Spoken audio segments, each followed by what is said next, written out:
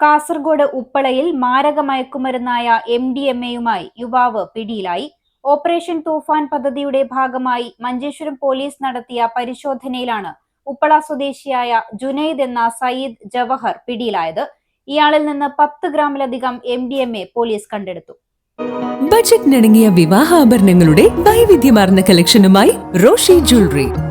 Diamond ആഭരണങ്ങളുടെ ഏറ്റവും പുതിയ ഡിസൈനുകൾ ഏറ്റവും കുറഞ്ഞ പണിക്കൂലിയിൽ. Roshi jewellery, gold and diamonds, bank road and court road, Kasaragod. Forever shine. ലഹരി സംഘങ്ങൾക്കെതിരെ പോലീസ് ശക്തമാക്കിയ ഓപ്പറേഷൻ തൂഫാൻ പദ്ധതിയുടെ ഭാഗമായാണ് ഉപ്പളയിൽ പരിശോധന നടത്തിയത്. ഉപ്പള ഹീറോ കോംപ്ലക്സിലെ തങ്ങൾ ഹൌസിൽ താമസിക്കുന്ന 29-കാരനായ ജുനൈദ് എന്ന സയ്യിദ് ജവഹറാണ് മഞ്ചേശ്വരം പോലീസിന്റെ പിടിയിലായത്. ഇയാളിൽ നിന്ന് 10.200 ഗ്രാം MDMA പോലീസ് പിടിച്ചെടുത്തു.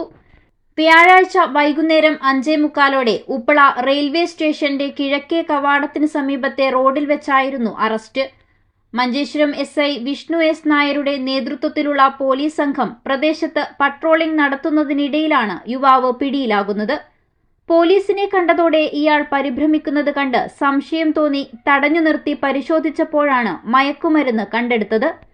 പരിശോധനാ സംഘത്തിൽ probation SI Arjun, civil police ഓഫീസർമാരായ സജീഷ്, സനീഷ് എന്നിവരും ഉണ്ടായിരുന്നു. വരും ദിവസങ്ങളിൽ പരിശോധന കൂടുതൽ ശക്തമാക്കുമെന്നും മഞ്ചേശ്വരം പോലീസ് അറിയിച്ചു. News 14 live, Kasaragod.